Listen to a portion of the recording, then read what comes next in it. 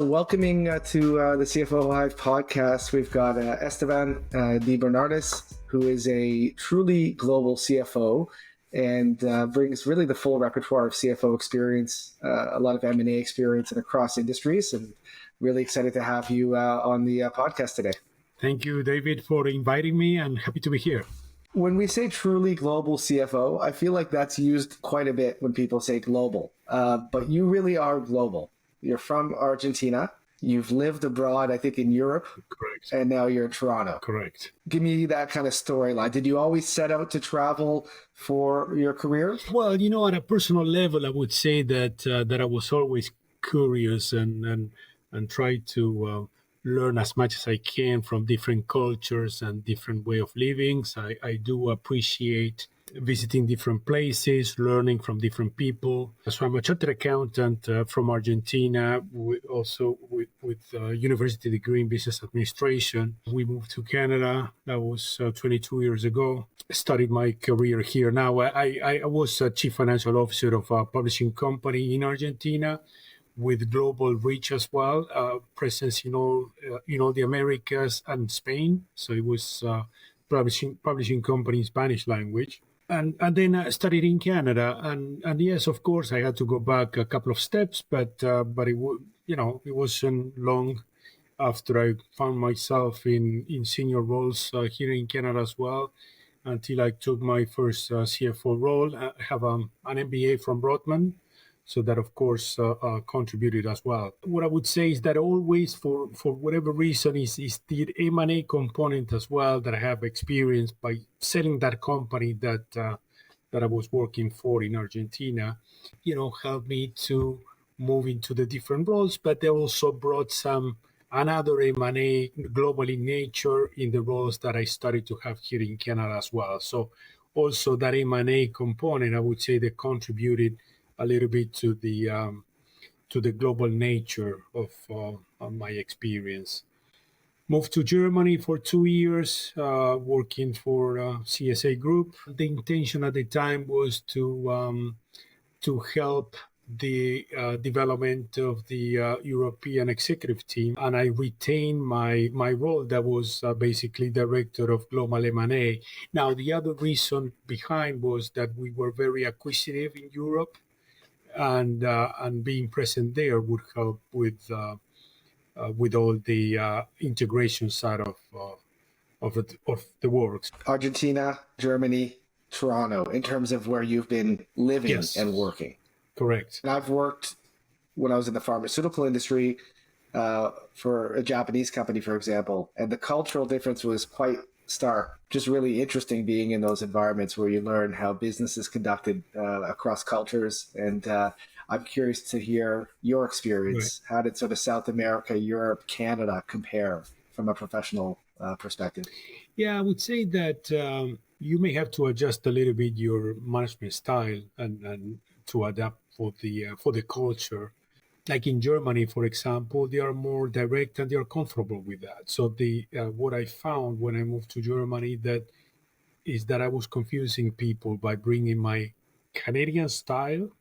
Like if I say, for instance, well, this is nice, but would be better if instead of being a circle, it's a square, and instead of being red, we make it blue, people would scratch their heads. Say, well, do you like it or you don't like it? So until someone said to me, look, if you don't like it, just tell me I don't like it.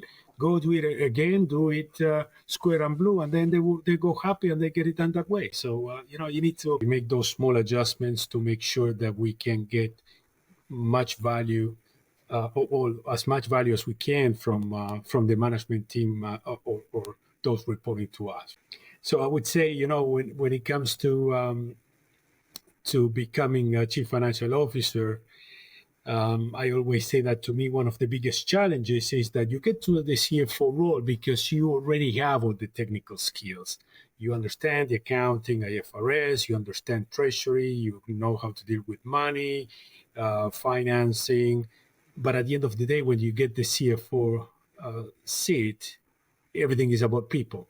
So then that's what you really have to focus on is leadership side of things to make sure that you can motivate a team, that you can retain them, and it's also an opportunity, should be an opportunity for your team to learn and to develop their careers as well. The biggest challenge of a CFO, in my mind. Yeah, on that note, because it's a great insight that it sort of comes down to people and maybe more of the soft skills that you bring and understanding people dynamics and human behavior and all of that. Have you walked into environments where there hasn't been a CFO before?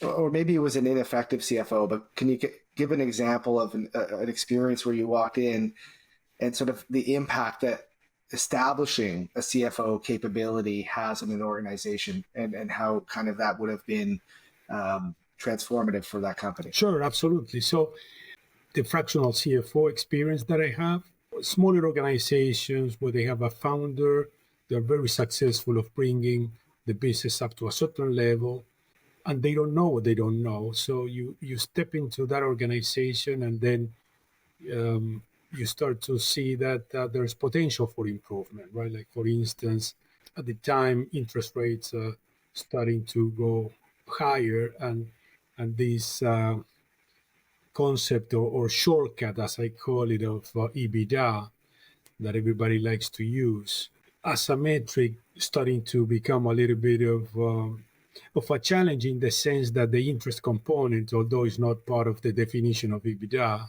it's reversed, but it's a cash flow item. So, too much focus on EBITDA at a time where you are dealing with higher interest rates, then you may end up in a position where your cash flow is negative. So all these explanations to a founder of an organization, and they look at you and it's kind of wow, it's basic stuff, but they are shocked, like they never thought about that. So say, well, guys, it's fine, but if we continue with this EBITDA, paying these interest rates, we're gonna run out of cash. Not to mention the accounting and reporting, reporting by business unit, by cost center, having more visibility of profitability by segments, start to drive discussions on where the value is coming from as an organization. So a lot of that, sometimes it could be a little bit surprising for funders. Yeah, I think even with a finance function in place, but without somebody that can kind of see the full picture, people can get really busy, and especially a growing company, and maybe lose sight of some things that are just around the corner. Right. Like, going from EBITDA to including interest because it's changed in your business and it's a big impact on your cash flow. So it's a great example. And I suspect across the board, I think you said the word visibility. I feel like that's the biggest leap that companies can make, is to kind of being able to see Correct. and have visibility, have the kind of reporting and informing their decision-making, institutionalizing that knowledge, and then creating the reporting and the data to provide visibility. Again, not just to that person, but everybody making decisions. So that word visibility feels like a really good one. What got you into the fractional CFO world, and what were your experiences like? Well, I would say overall it was a positive experience. I really enjoyed working with the clients that I had at the time. My intention behind that was to kind of slow down from the very demanding global CFO role.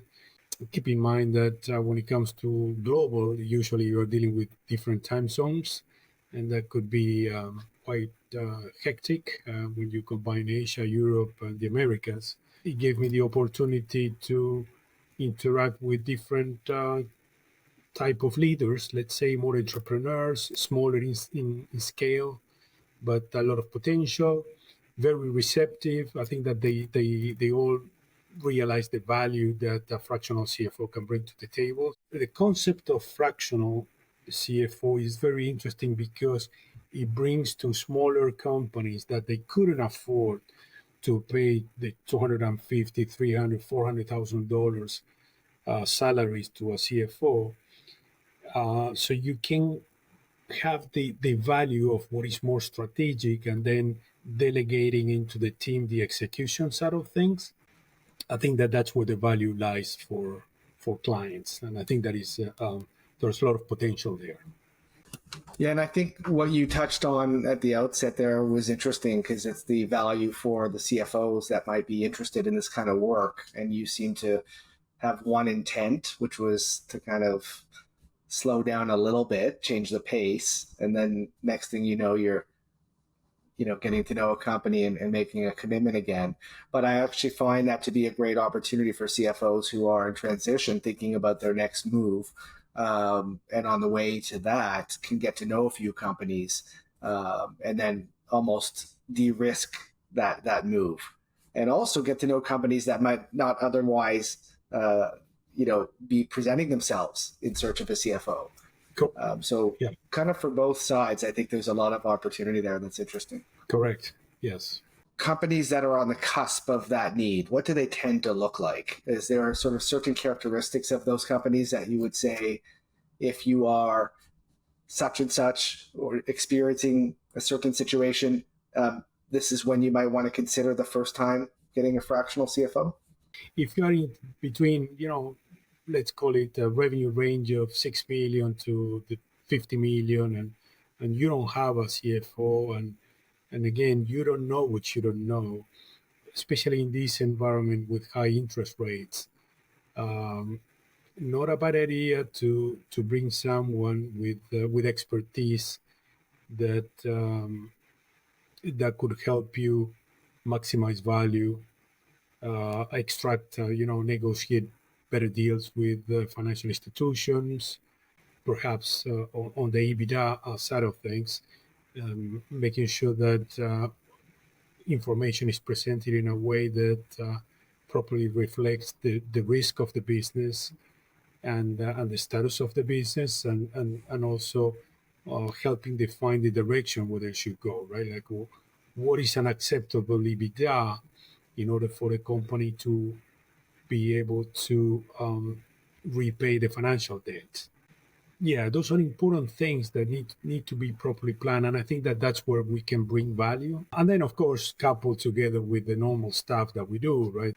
Taxation, treasury, all the process improvements as well, internal controls. Usually, smaller companies they are very comfortable having this employee that is well trusted, that he or she been with the organization for the last 20 years, and he can write a check for $20 million. Well, maybe that should be revisited, right? Perhaps two signatures would be a good idea. Let's call it risk management, of course, a significant component of what we do as well. Organizations that want to maximize their value, would you say, because you've spent a lot of time in M&A, owners should think about whether they actually intend to sell or not, but almost acting as if they're going to sell down the road, the steps that you would take today to sell in 5 years or 10 years, you'd still want to consider. Do you think like that for organizations in terms of maximizing enterprise value and that kind of work back? Yes, I do, because I think that at the end of the day, things that would help you maximize your enterprise value are things that, on an exit, let's say, are things that would also help you maximizing value at any point of time. The other thing is, when you go through a due diligence process, they tend to be very rigorous. And there are certain things that any buyer would really pay attention to. So the thinking of you fix the business 1 year before you sell, it really doesn't work. For instance, a classic one would be, well, let's cut all the marketing expense and then we improve our EBITDA. Well, that of course wouldn't fly in due diligence, because the potential buyer, will see that, and then what you think is helping you with the EBITDA at the end of the day is, from the buyer perspective, is going to be perceived as, okay, by cutting the marketing initiatives compared to your historical spend, it would jeopardize the business moving forward. So you compromise for the short-term EBITDA, you compromise the future of the organization. So thank you very much, I'm not interested in your business anymore. Having clean books that are well organized and well kept, that would support the due diligence process is the preferred approach, and that's an area where CFOs, especially those with experience in M&A, they can definitely bring significant value. And things you had already mentioned, like process, controls, being overly reliant on a CEO or owner, founder, all of those things are sort of value enhancing and smart business, and certainly would matter to a buyer when you're looking to sell. Or the type of revenue you have, how sticky is it, how repeatable is it? Subscription revenue, for instance, as a revenue stream is, of course, much more attractive because of the repetitive nature and predictability in the future cash flow. So that I would say that trades at a premium compared with revenue that you need to go and hunt every year. If you can help the organization to think that way, is there a way of making this product that we're selling, this service, can we move it from a one-time deal to a subscription model where we charge it on a monthly basis and we provide the service and the support? Well, that of course brings significant value for the organization. You've been on both sides of these transactions from an M&A perspective, and I think of both buy side, sell side. A CFO really has value to give before an acquisition, during an acquisition, and post integration. Can you walk us through the anatomy of an M&A deal, just so that folks can really see kind of soup to nuts what that process looks like from the CFO vantage point? Sure, absolutely. So the process would be a little bit different depending on whether we're talking about the sell side or the buy side. But let's focus first on the sell side. Pre-divestiture would be making sure that the financial reporting is accurate, that you're comfortable, you have all the backup documentation to be provided. You need to understand the numbers. The numbers are presented in a way that they're attractive, more attractive to buyers. If you have a part of your revenue stream that is subscription or recurrent, well, let's make sure that you highlight upfront rather than leaving it that to the end of the due diligence, right? Understanding all the liabilities, taxation, exposures, lawsuits, whatever is there, you need to feel comfortable. You need to understand that that's going to have to be disclosed, and you need to have an answer for all that.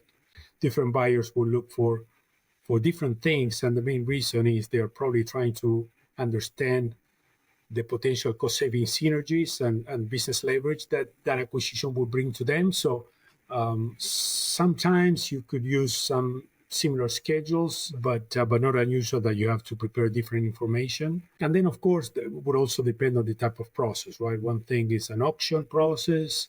Different stories dealing with individual buyers. And then on the sales side, post-completion, not unusual that the CFO would act as one of the key individuals to help with the integration side of things. You have a good understanding of your systems, you have a good knowledge about the business, although in some cases, it could be part of the restructuring, because if the buyer has a CFO, they probably don't need two, but depending on geographies and many aspects.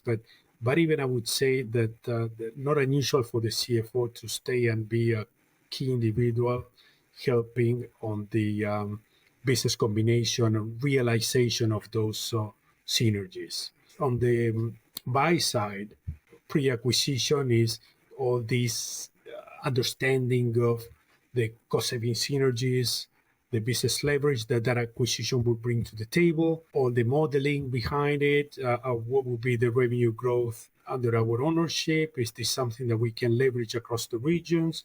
Is this something that would give us presence in a region that we don't have?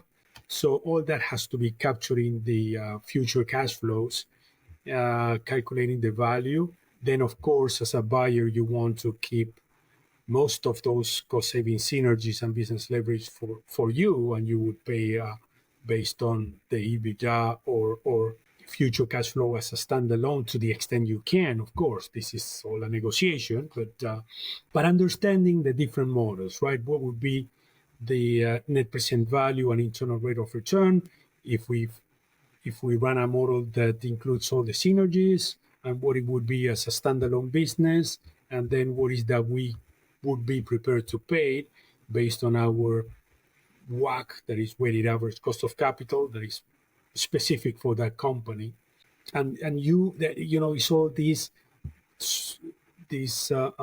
supporting the team that is making the decision to understand the economics and how far you can go, what is that it would work, what is that wouldn't work, right? Sometimes in this process of negotiation, not unusual that people get excited and they want to complete a deal and they're ready to put an extra 3 million on the table. Or maybe that acquisition doesn't work with an extra 3 million. So those are the areas that you need a strong CFO to help you with those decisions. How long is that window pre-purchase planning side, let's call it?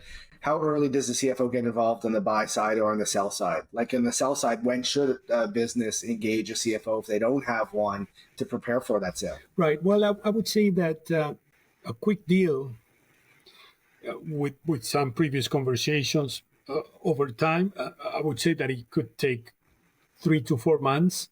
So that would be a very quick turnaround from the beginning, understanding the information that is provided to the company. I would say minimum, it would be great 6 months in advance of completion of a deal. But on the sell side, you would say, depending on where the business is, could be years. It depends on, where they are. Yeah.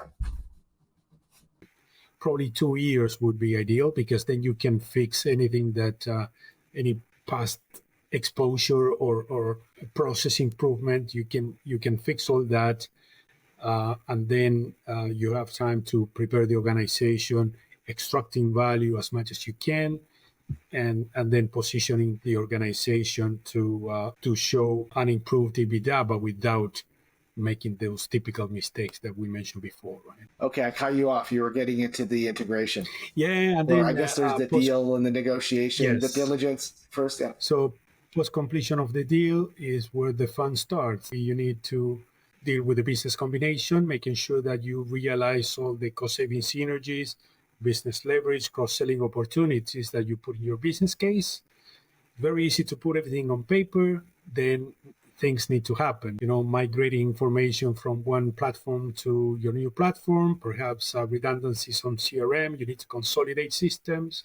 There's a cultural aspect that is the most important one that needs to be tackled right out of the gate.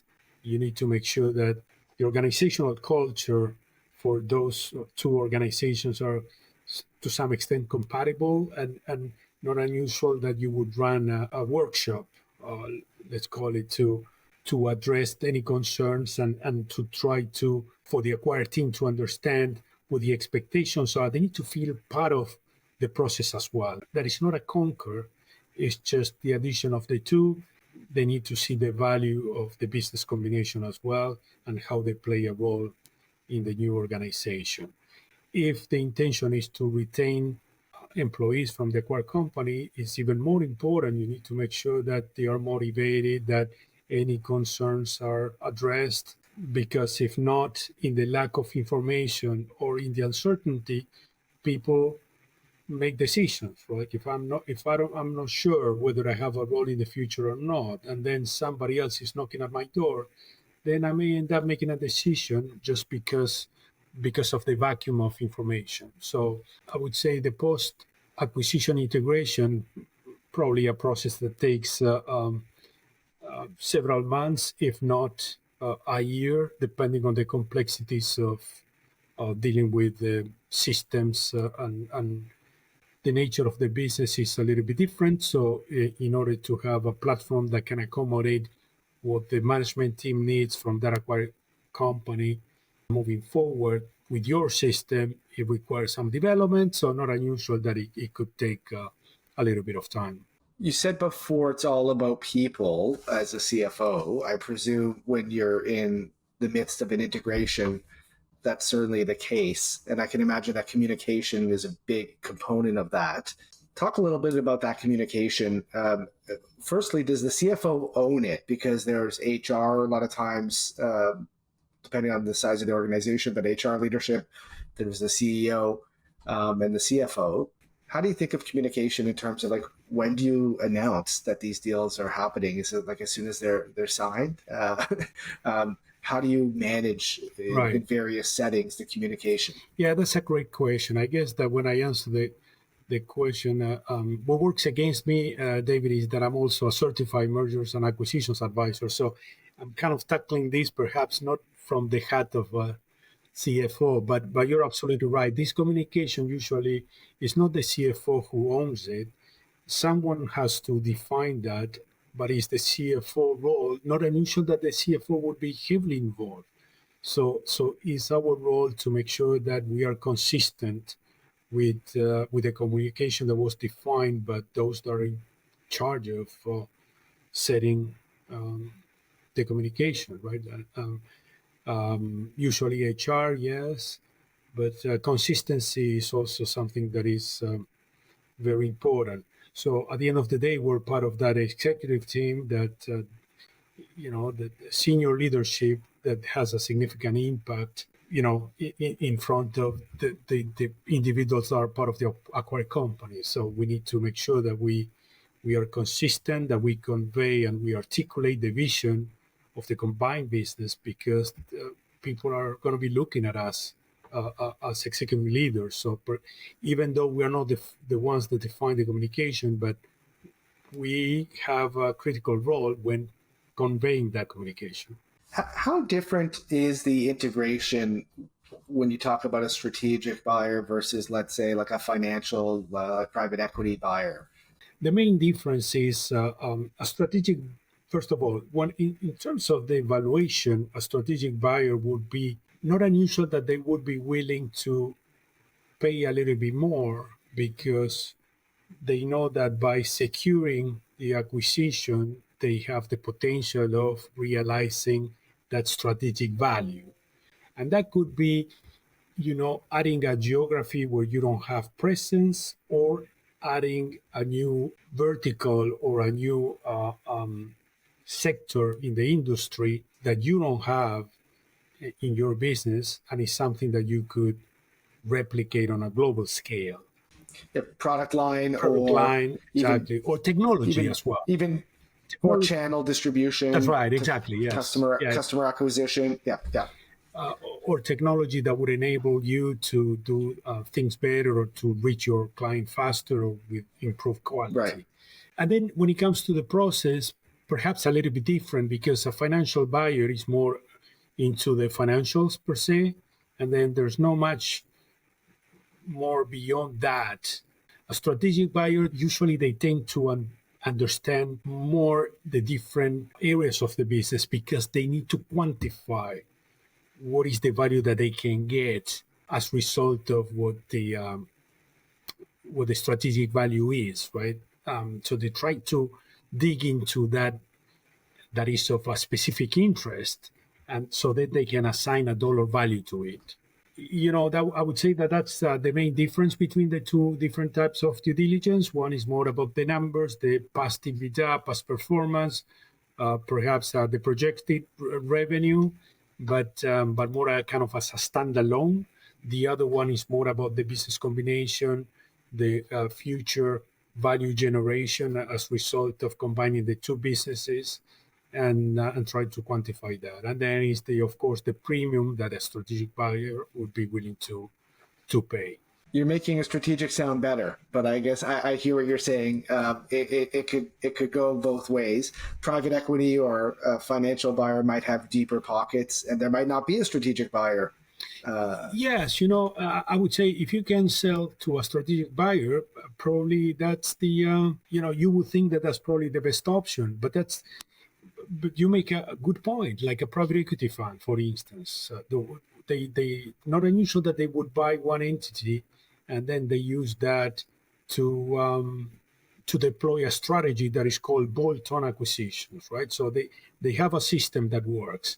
They have the best practices in place. They have all the internal controls, and then they go around buying these small businesses in the same sector, and they just bring them all together. So a strategic, I wouldn't call them a strategic buyer, because they're buying more of the same. It's just what they're doing is gaining scale, and they look at the financials. They're not ready to pay any premium, but they still may be a good exit for someone who is willing to sell because they pay a reasonable EBITDA anyway. So, or if the owner has ambition or there's still opportunity to grow, it could be a vehicle for further growth, and they can sort of roll over, I guess, into equity exactly. and Oh, have absolutely, multiple yes. wins. There's that Yeah, component yeah. as well, right? You may not realize all the value of the exit on exit, but perhaps there's more potential to be part of that strategy in the future. So you are left with an exchange of shares, let's say, and then you have a portion of the value that is generated 5-7 years from now. And so you mentioned being an M&A advisor or licensed M&A advisor. So maybe just a gear shift. Would an owner manager that wants to sell call an advisor and say, what should I do? I want to sell my business. We talked about a year, 2 year, 3 years out from sale. Give a little bit of a perspective on that M&A advisory world. Yeah, I think that it's always good to get an advisor. Now, of course, it depends on the size of the business and so on, whether there's more or less potential to recover the cost of an advisor. But can you spell out what that industry looks like? You've got sort of the business brokers, you've got the bankers, investment bankers, you've got the M&A advisory world. yeah, I would say that is more for the mid cap, if you wish, as smaller business up to 100 million in terms of revenues, right?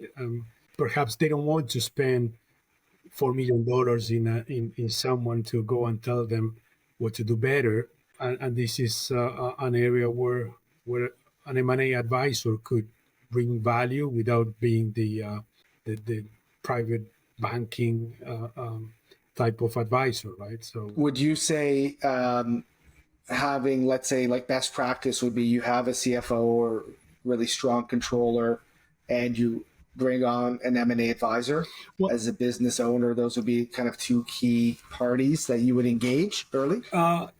Yes, but that's a very good point. Like if you have a CFO with some past experience in M&A, then maybe that's something that you can use as well as your M&A advisor, if you wish, right? Now, different story is those advisors that they are very, very specific to an industry and they know all the players and they can pick up the phone and align 10 potential buyers. This is a separate discussion, but I think that for a small organization, a strong CFO, some experience in M&A, that's probably sufficient. Yeah, to the extent that they can build a sim, a deck, like a pitch deck, Correct. Get the story out there, get in touch with potential buyers. Correct. Yeah, and I've been in many cases, David, where you can see that you're looking at, cases where I was, like we were intending of buying an acquisition that was not for sale. So the company didn't have anything, but we knew the players, they were recognized in the industry, and we were interested. But they don't have anything ready because they were not looking for selling. And it's true that they were. And in those cases, those are conversations that could take perhaps 2 years until something happens that it triggers that willingness to sell. So from the seller perspective, like if you don't have the perfect package, it's fine. Perfect deck, it's fine as long as you have solid financial data that you can present, right? Is there an M&A story? You don't have to put names to it, but what's like an exciting, of all the deals you've done, which one stands out for you? That's the most noteworthy.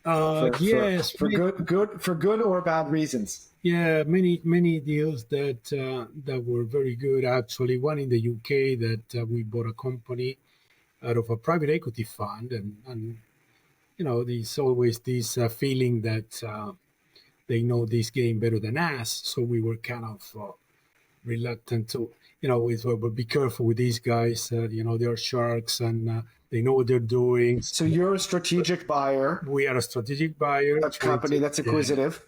Yeah. So going to buy from a shark. Correct. Okay. So we bought this company and it was fantastic. And in our hands, it gave us their presence unlocked our possibility to deliver services across Europe, and under our brand, we bottom line we doubled the revenues and we tripled the profits in a period of 3 years.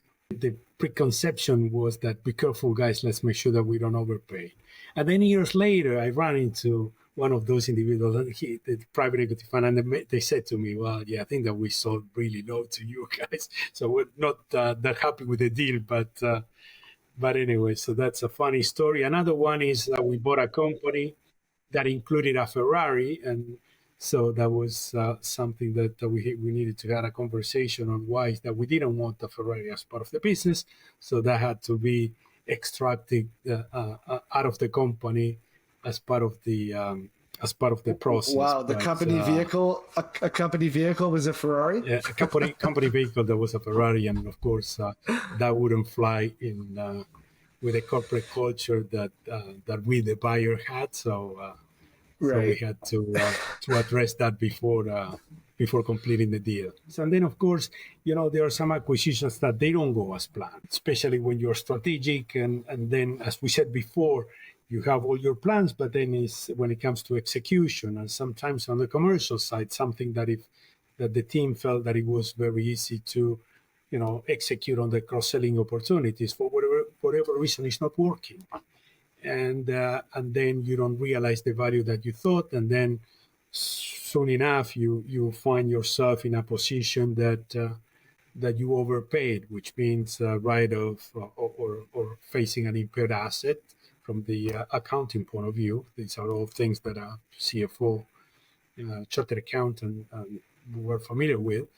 I always say that we need to make sure that we have more success than failures, and that's what drives a successful organization.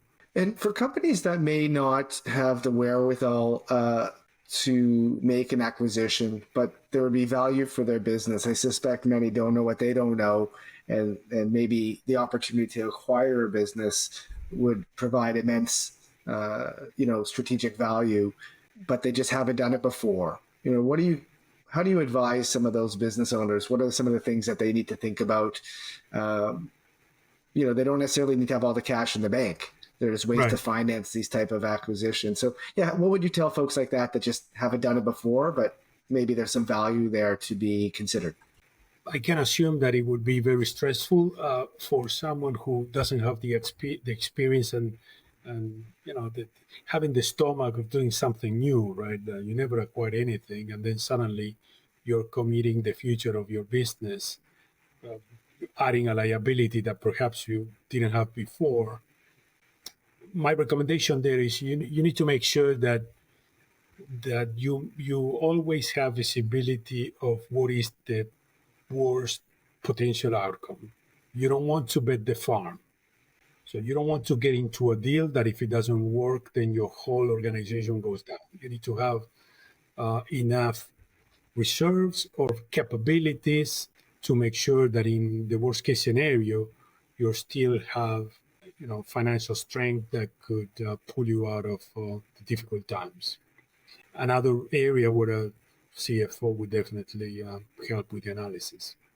So you're building a financial model with sort of the pessimistic, the base case, the high case. Correct. And you're need to understand you can live with any of those. David, not unusual that I would end up with, usually with 6 different models, because I like to have the fully synergized without synergies, and then the pessimistic, the what I call conservative, that is probably the more likely, and then the optimistic. And then you need to understand the economics of the three and make sure that you don't move away from, you don't go anything below the pessimistic, and then you have things under control. So you're comparing the non-synergized to the synergized, which is sort of no deal to a deal.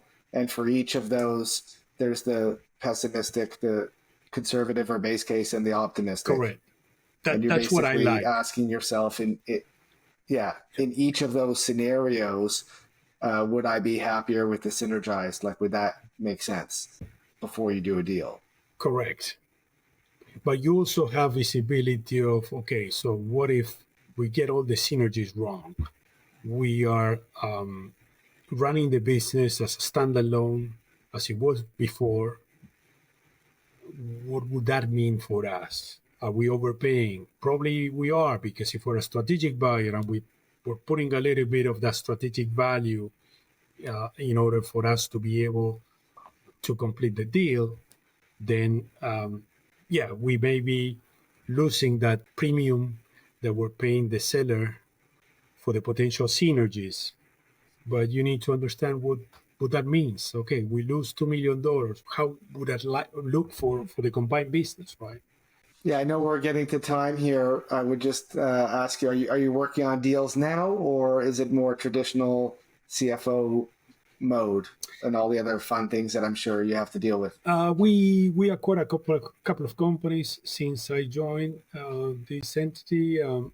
We bought a company in Canada, a company in the US, and now we are in the process of consolidating those businesses. I think that we're still looking for opportunities, but more, you know, let's make sure that we realize the value of those acquired businesses before we get into something new. Very cool. I think we could maybe follow up with a whole other episode on this because there's just so many paths that we can go down. But I know we're at time. Really valuable stuff here, Esteban. And thanks for joining. Thanks for sharing all those great stories. And yeah, really appreciate it. Excellent. Thank you, David, for having me. And yeah, anytime.